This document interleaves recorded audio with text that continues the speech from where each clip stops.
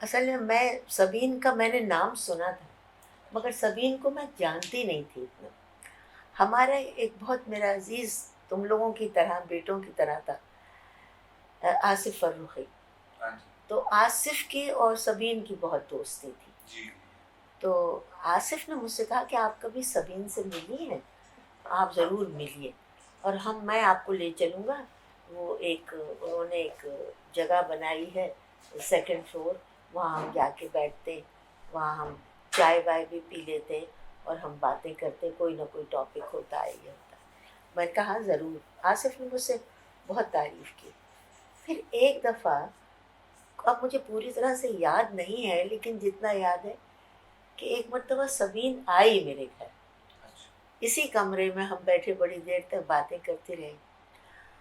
تو ایسا ہوتا ہے کہ بعضی شخصیات ایسی ہوتی ہیں کہ اگر ایک دفعہ بھی آپ ان سے مل لیں تو وہ عمر بھر ایک ملاقات چلی آتی ہے، جی ہم اس ملاقات کو کبھی بھول نہیں سکتے۔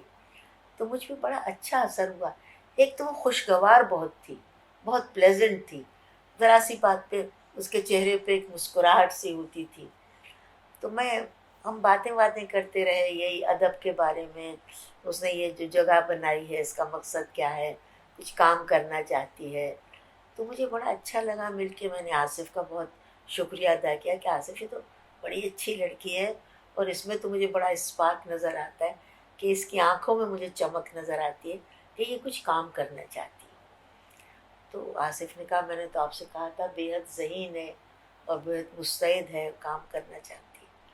پھر اس کے بعد یہ ہوا کہ سبین نے مجھے اپنے کوئی بات، کوئی آیا، کوئی وہاں پہ کسی کا لیکچر ہے یا کوئی بات چیت ہو گئی تو اس نے مجھے فون کر کے بلاتی تھی کہ آپ کا دل چاہے تو آپ آ جائیں۔ میں کئی دفعہ گئی، پھر سیکنڈ فلور گئی، حالانکہ میں بہت کم جاتی ہوں۔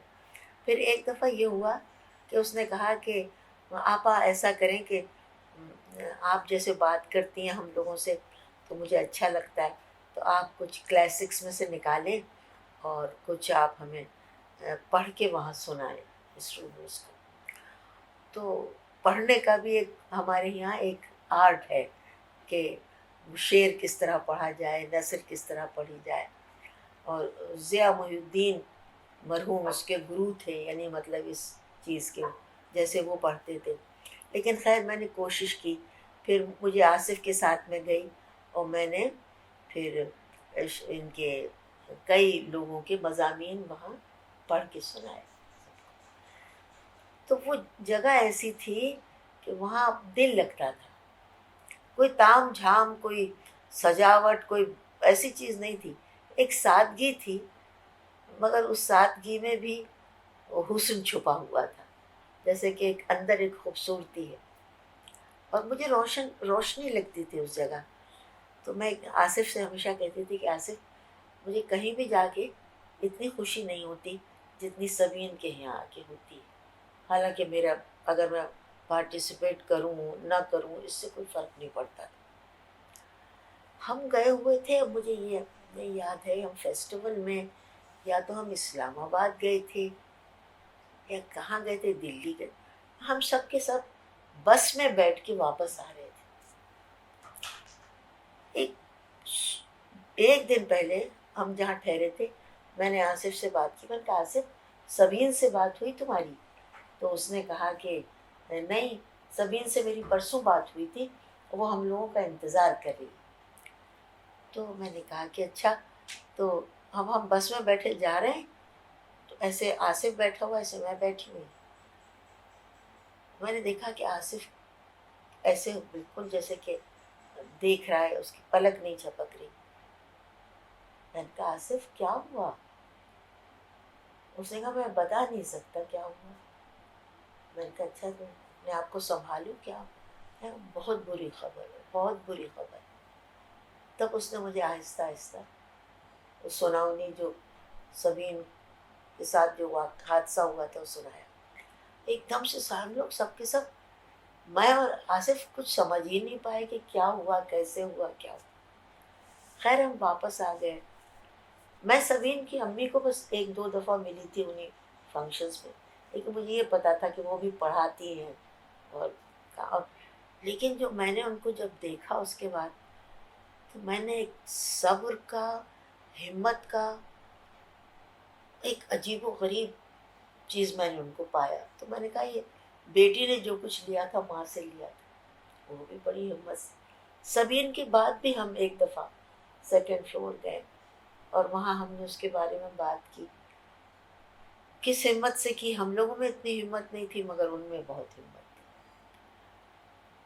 تو ایسا ہوتا ہے بیٹا کہ ینگ گروپ میں جو ینگ جنریشن ہماری ہے اس میں لڑکے بھی آتے ہیں، لڑکیاں بھی آتی ہیں. اب دیکھیے آپ لوگ بھی کام کر رہے ہیں، لیکن سبین کی کچھ بات ہی اور تھی، بات ہی اور تھی.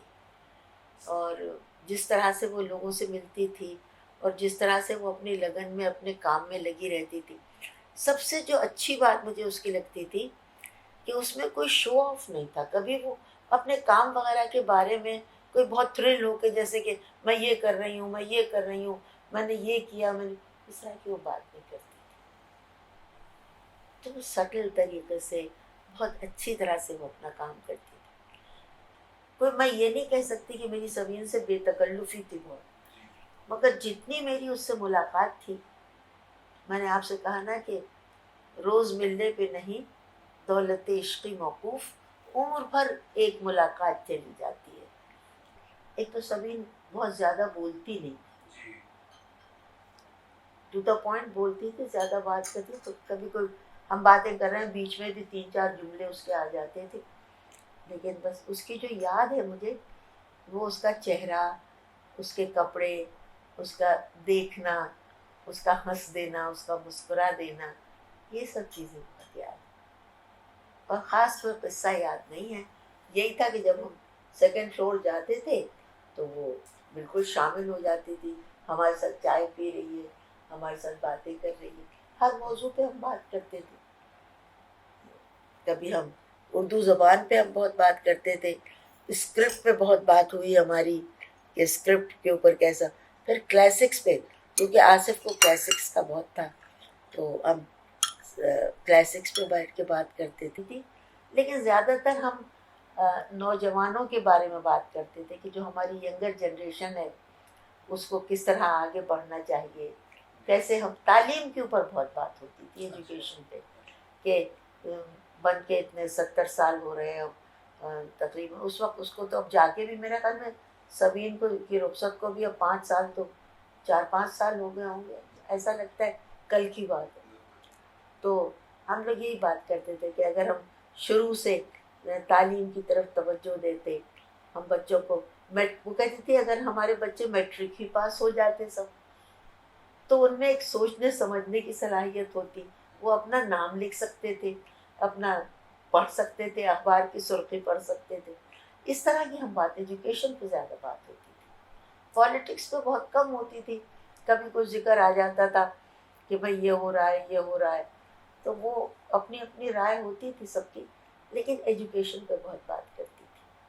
اور میرے خیال میں مقصد بھی اس کا یہی تھا، ایک طرح کی بیٹا تعلیم ہوتی ہے تو پولیٹیکل اویئرنیس بھی تعلیم کے ذریعے ہی آتی ہے، ورنہ جاہل آدمی تو اپنا رستہ ڈھونڈ نہیں سکتا. تو اس وجہ سے مجھے بڑا دکھ ہے. مجھے بہت یاد، شروع میں تو میری سمجھ میں نہیں آتا تھا. پھر میں نے سوچا اس کی جب ماں صبر کر سکتی ہے اور ماں مضبوطی کے ساتھ یہ غم برداشت کر سکتی ہے، تو پھر ہم لوگ اس کے دوست تھے.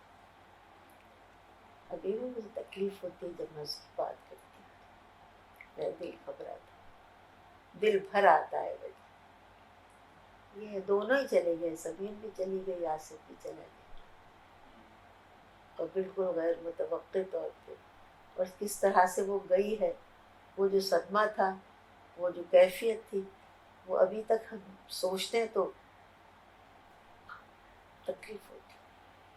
اور آصف بھی چلا گیا ہے، وہ بھی ایسے ہی چلا گیا کہ ایک دن پہلے مجھ سے بات ہوئی اور 2 دن کے بعد مجھے کسی نے ٹیلی فون پہ بتایا کہ آصف چلا گیا. مجھے اس کا بھی ابھی تک یقین نہیں آتا کہ آصف بہت لائق آدمی، بے حد. Asif was I think was 50 اور 55 جب تو اس کی ڈیتھ ہو گئی. تو آصف ویسے تو وہ ڈاکٹر تھا لیکن وہ ادبی اعتبار سے وہ بہت زبردست انٹلیکچوئل قسم کا اس میں تھا. وہ صحیح معنوں میں انٹلیکچوئل تھا. اور سبین بھی اپنی اپنی سمجھ اپنے عقل کے حساب سے وہ بھی بہت تھی. تو میرا خیال ہے کہ دونوں کی بہت اچھی بڑی خلوص والی اور بڑی ستھری دوستی تھی انٹلیکچوئل لیول کی. میں تو آصف کی وجہ سے ہی ملی اس سے. ایک دفعہ دونوں سب سے پہلی دفعہ آئے کہ انوائٹ کرنے کے لیے آئی تھی تو اس نے کہا میں آپا کے پاس لے جاؤں گا تمہیں. تو وہ آئے پھر دوستی بڑھتی گئی. اس سے کئی دفعہ گئی پھر میں. بہت اچھا لگتا تھا. سیکنڈ فلور ایک ایسی جگہ تھی جہاں ہر کوئی آ سکتا تھا. کوئی زمین پہ بیٹھ گیا, کوئی کونے میں جگہ نہیں ہے تو کھڑا ہو گیا. ہم وہ چائے اور شاید آملیٹ یا ٹوسٹ ہمیں کچھ ایسا مل جاتا تھا اگر آپ آرڈر کریں. کوئی اس میں تھا ہی نہیں. ہاں کبھی یہ تھا کہ چاہے آپ کا دل چاہے تو ایک وہاں ٹوکری سی رکھی ہوتی تھی, ہم اس میں جو بھی کوئی 10 روپے ڈال رکھ دیتا تھا, کوئی 100 کوئی 50, کوئی بھی نہیں تھا کوئی. اس لیے کہ بھائی نوکر تھے وہاں 2-3 جو صفائی کرتے تھے کام کرتے تھے, تو ظاہر ہے ان کی تنخواہیں وغیرہ سب باقی سب سبھی خود ہی ارینج کرتی تھی. بہت اچھی جگہ تھی, بہت اچھی جگہ تھی. اگر وہ سلسلہ جاری رہتا سیکنڈ فلور کا تو میں کہتی ہوں اس سے بڑا فائدہ ہوتا, خاص طور سے یوتھ کو. جو تم لوگوں کی عمریں تھیں اس کے لیے بڑا فائدہ ہوتا. ہر یونیورسٹی کے اسٹوڈنٹ وہاں آتے تھے. کوئی لکھنے پڑھنے والا آدمی کہیں سے آتا تھا, سیکنڈ فلور آتا تھا. جگہ اس جگہ وہ ایک باعزت جگہ تھی. یہ نہیں تھا کہ میں روشن ہے اور قالین بچھے ہیں اور بہترین کرسیاں ہیں اور بہترین, کچھ بھی نہیں تھا. لیکن اس کے باوجود بہت خوبصورت اور بڑی بھری ہوئی جگہ تھی. محبت تھی, خلوص تھا, سب سے بڑی چیز علم تھا, جانکاری تھی جو لوگوں کے ذہنوں کے لیے ضروری تھی. اور اپنے سیکنڈ فلور کے لیے اس کی جان لگی ہوئی تھی اس میں, اس کو ارینج کرنا, اس کو لوگوں کو بلانا بٹھانا پورا وقت. پہلے تو جب سبین کی موجودگی میں بھی ہم گئے کئی دفعہ, کم سے کم 3-4 دفعہ میں گئی. سبین کے بعد میں 2 دفعہ گئی, لیکن مجھے تو کبھی نہیں لگا کہ جیسے وہ وہاں نہیں ہے. مجھے ہمیشہ یہ لگا جیسے وہ ہے اور اسی طرح ہے جیسے وہ رہتی تھی. تو اس کی موجودگی کا احساس ہوتا رہا. میں تو چونکہ ریلیجس آدمی ہوں تو میں تو جب بھی مجھے اس کا خیال آتا ہے میں اس کے لیے دعا کرتی ہوں. اور مجھے یقین ہے کہ اگر اس دنیا میں کوئی انتظام اور اہتمام ہے تو سبین کا بھی درجہ بہت بڑا ہوگا. کیونکہ مجھے نہیں لگتا کہ سبین کی طرف سے کسی کا بھی کبھی اتنا سا بھی دل دکھا ہوگا, کیونکہ میں نے اس کو 10 آدمیوں سے بات کرتے دیکھا اور ہمیشہ سب سے نہایت شفقت اور محبت سے بات کرتے دیکھا. اور ایک اس کے چہرے کی جو ایک اندر کی خوبصورتی تھی وہ اس کے چہرے سے عیاں تھی. وہ نقشے پا سے تھوڑی منحرف تھی. مطلب وہ بہت ہی صاف رستہ دیکھتی تھی, ایسے رستے پہ جانا چاہتی تھی وہ بالکل شفاف.